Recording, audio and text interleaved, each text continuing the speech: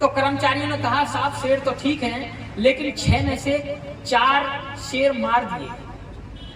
आपको आश्चर्य होगा, उसने पूछा किसने मार दिए? उन्होंने कहा कि किसने मार दिए? तो जंगल के जो पुलिस थी उन्होंने बताया कि जो आपके 4 शेर थे वो गांव के कुत्तों ने मार दिए।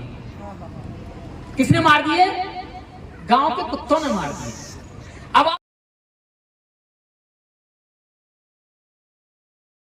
मैं नीलम जी को बुलाने से पहले आ रहा था, लेकिन वो पहले आगे में परिचय देता कि नीलम जी, ये गोरखपुर में एक आंदोलन हो रहा था जमीन के लिए, वहां के लिए जा रहे थे। तो शाम को आए, शाम को सामने साथ ही खाना खाया था और रात की इनकी ट्रेन थी, आनंद विहार बस रेलवे स्टेशन से ही ये पहुंचे। फिर दूसरे दिन खबर मिली कि तो जेल में है। सरकार को इतनी दहशत हुई क्योंकि उस दिन वहां मिस्टर अजय विष्ट को आना था, जो मुख्यमंत्री हैं उत्तर प्रदेश के। उनका असली नाम तो अजय विष्ट है, ठाकुर हैं जाति के। योगी के नाम से आप लोग उन्हें जानते हैं, लेकिन मैं अजय विष्ट के नाम से जानता हूं, उत्तराखंड के रहने वाले हैं। उनको आना था। इन्होंने सवाल ऐसे कर लिए कि जो जमीन खाली पड़ी है और हमारे लोगों के पास नहीं है, तो उन जमीन को हमारे लोगों को दी जाए, क्योंकि जो वहां के कमिश्नर डीएम एसएसपी थे वो भी उन्हीं की जाति से बिलोंग कर रहे थे। तो वहां से आदेश हुआ कि महिलाएं तो क्या हुआ, उठा लो, डाल दो जेल में। और इन्हें उठा के जेल में डाल दिया। 21 दिन बाद इनकी जमानत हुई, 22वें दिन इनकी रिहाई हुई। तो 22 दिन ये जेल में रह के आए। ऐसे लोग बहुत कम हैं जो पूरे परिवार के साथ निकलते हैं।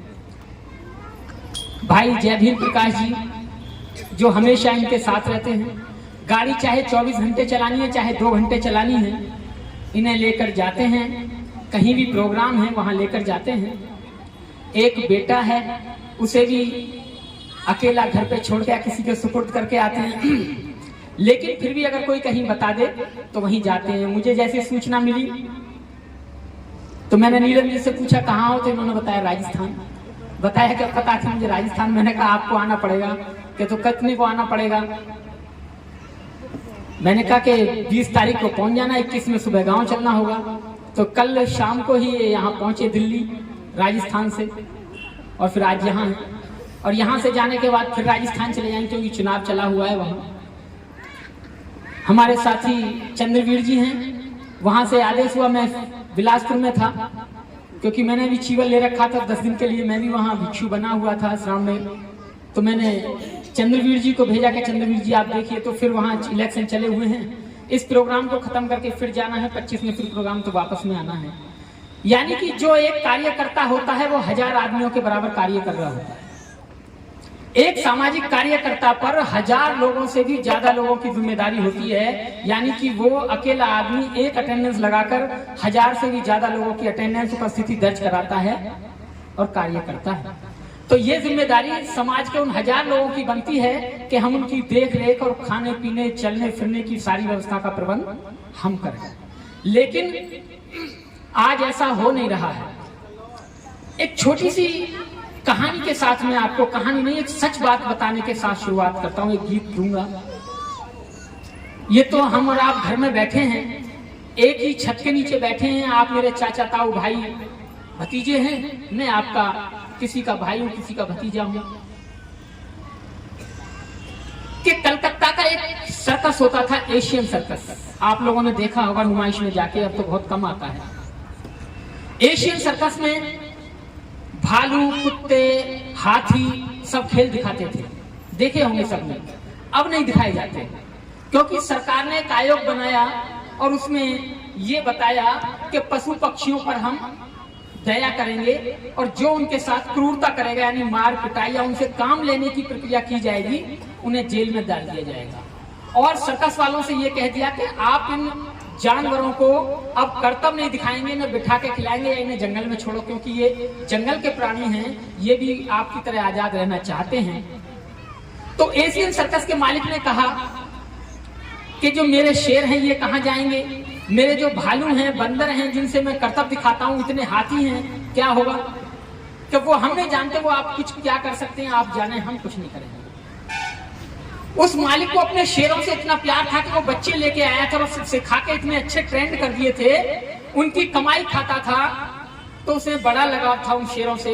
उसने कहा मैं घर बिठा के खा लूंगा इन शेरों को, लेकिन जंगल में नहीं छोड़ूंगा। और उसने जंगल में नहीं छोड़े और कम से कम 6-7 महीने तक उन्हें अपने घर से मांस जो खिलाता था वो खिलाता रहा।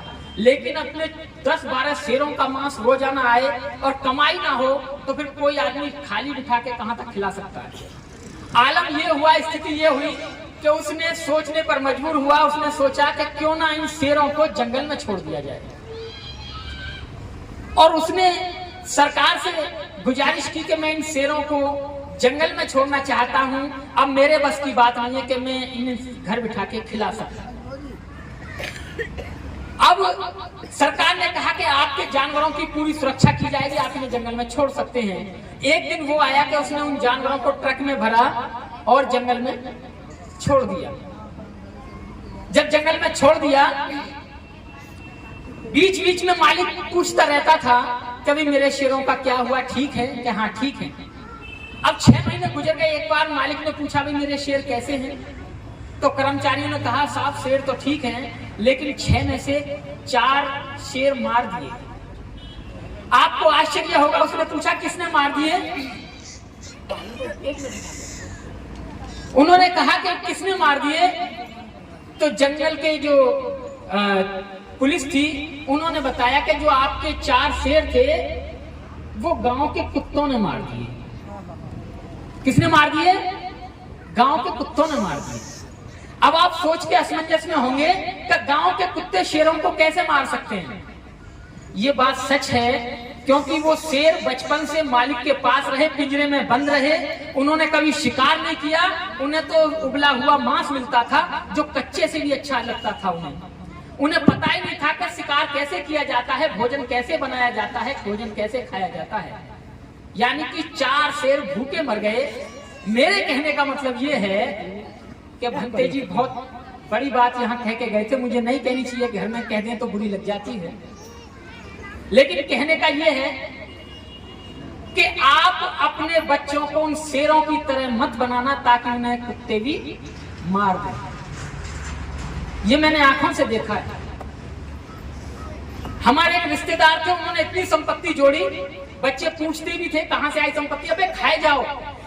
एक वक्त वो आया तो उनके बच्चे ये देखते थे कि अब संपत्ति कहां से आए। वो तो शुक्र है कि उन्होंने 10-20 प्लॉट ले रखे थे कि अब इसे बेच दो, 2-4 साल काम चले, अब ऐसे बेच दो, 2-4 साल बाद के आपके बड़े वाले को बेच दो, 10 साल निकल गई। ऐसे आ गया।